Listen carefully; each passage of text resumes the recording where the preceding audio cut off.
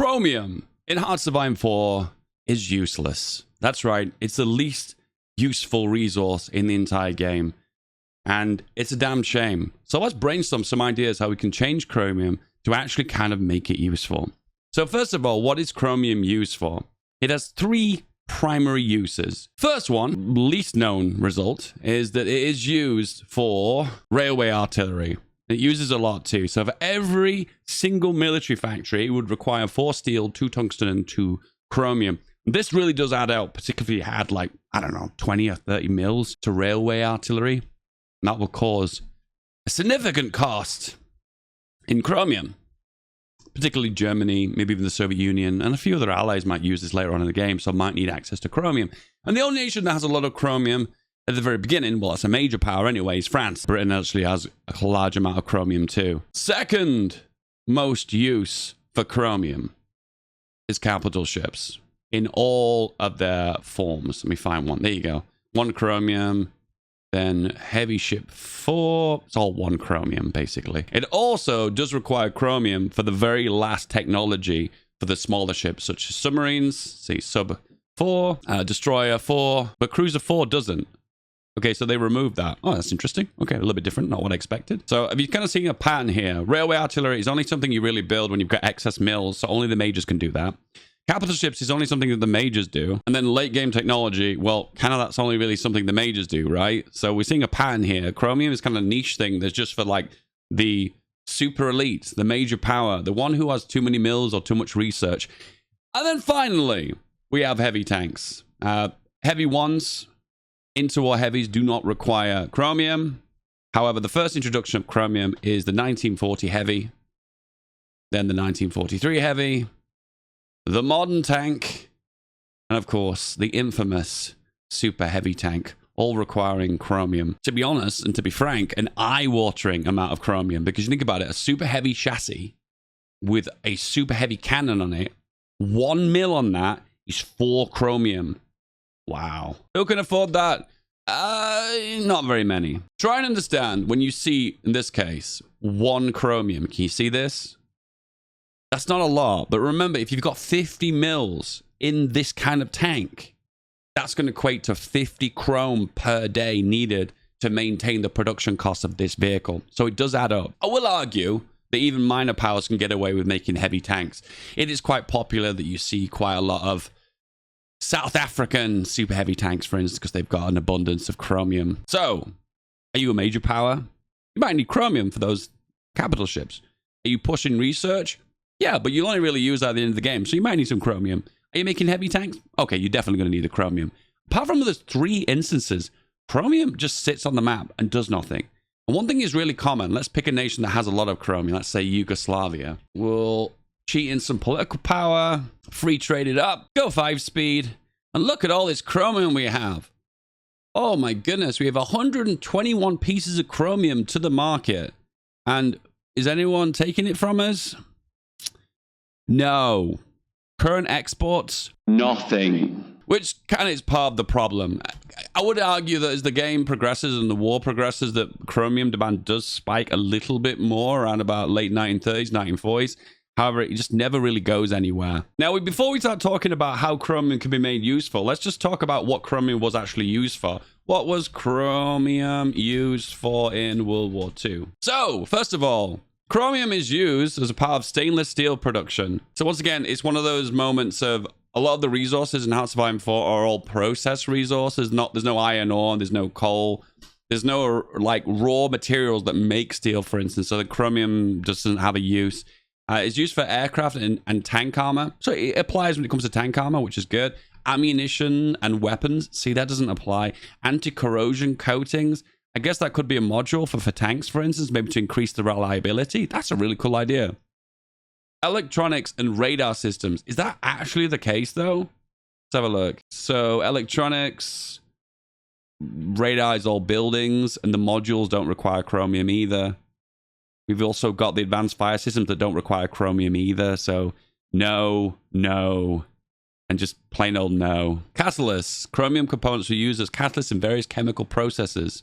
The synthetic rubber and other war time, chemicals. That would be a cool addition, but building nothing in Hoi 4 requires any chromium, so it's kind of like without any real use then. And an alloying agent, which kind of comes back to the stainless steel production again. So the only real avenue to add additional chromium is, for instance, if radios did require it.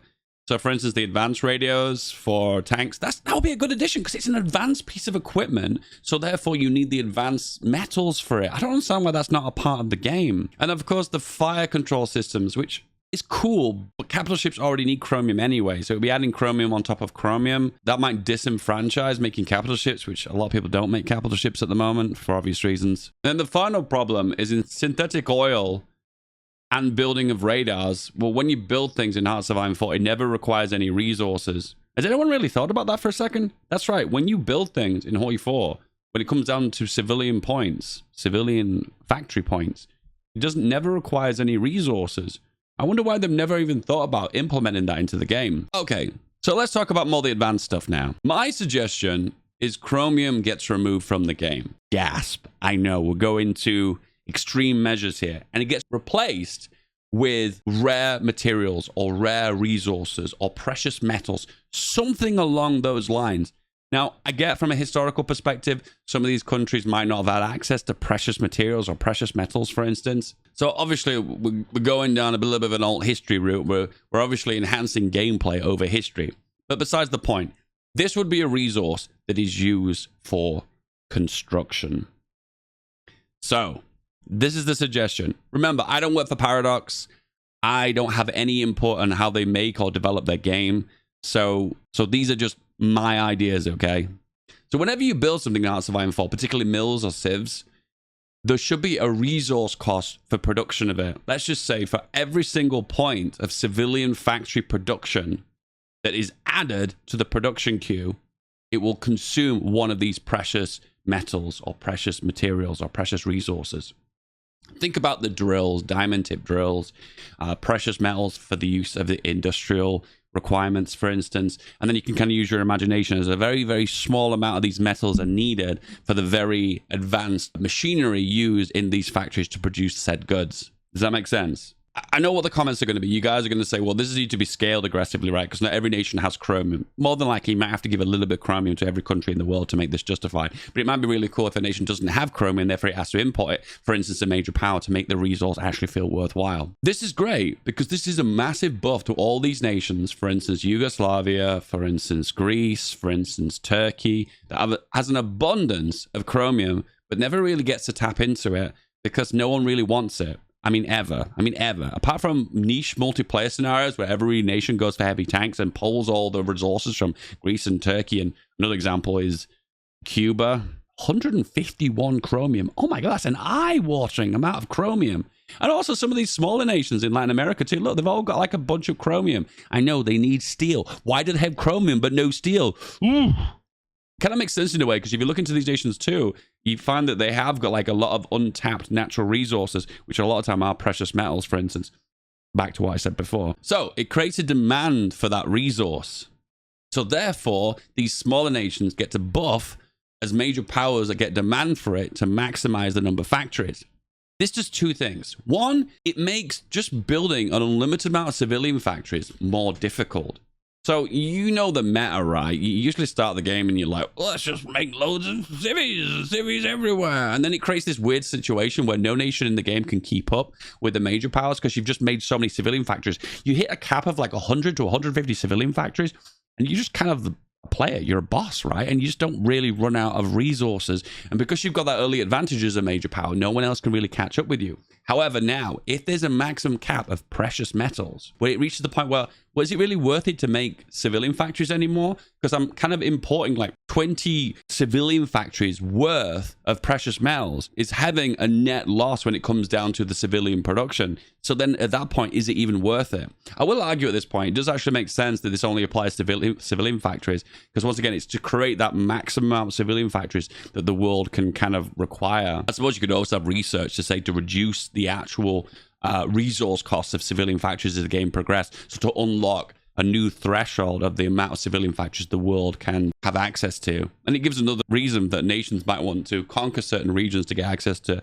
chromium or precious metals to expand the civilian factory capabilities. So it makes sense actually that only civilian factories require these precious metals and mills don't. The second thing it does, and I think this is the most important part, is it creates a maximum amount of civilian factories that the world can have access to. I mean, we've all done this. We've all gone on a world conquest and we just kind of like cover the map in civies because we've got like over 100, 200 amount of civilian factories access to. And then we just kept building an exponential amount of growth of civilian factories, and there's just no overhead limit. Now with mills, there is a maximum limit, because if you reach a certain point with mills, well, there's not much point making any more mills because you've run out of kind of like steel in the world or chromium in the world or one of the key resources for war production.